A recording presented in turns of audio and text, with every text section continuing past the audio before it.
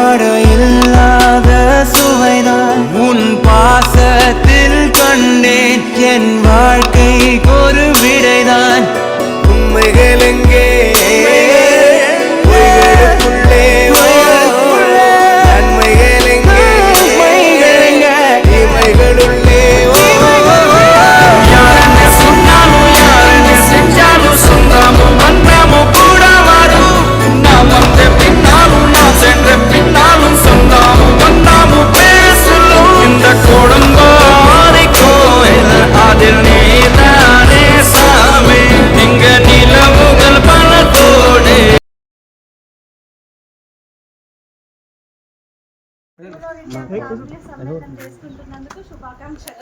మొట్టమొదట ఒక మాట చెప్తామా, పిల్లలు అని సంబోధిస్తున్నందుకు ఏమనుకోకండి.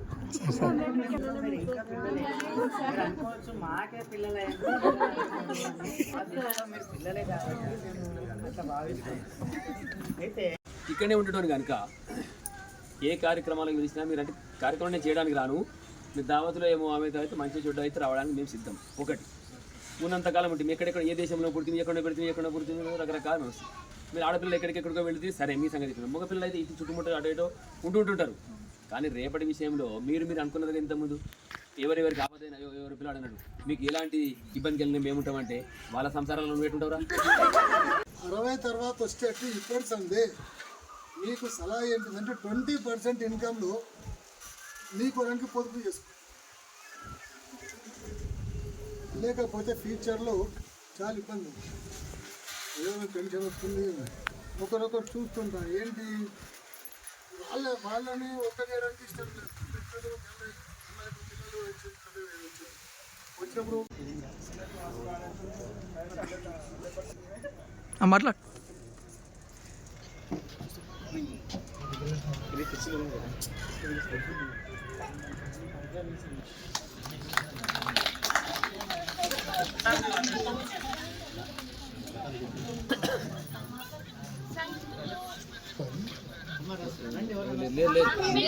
మీ గురించి ఈ పూర్వ విద్యార్థుల సమ్మేళనం ఏర్పాటు చేయడం అనేది, ఈ ఆలోచన రావడం కూడా గొప్ప విషయం.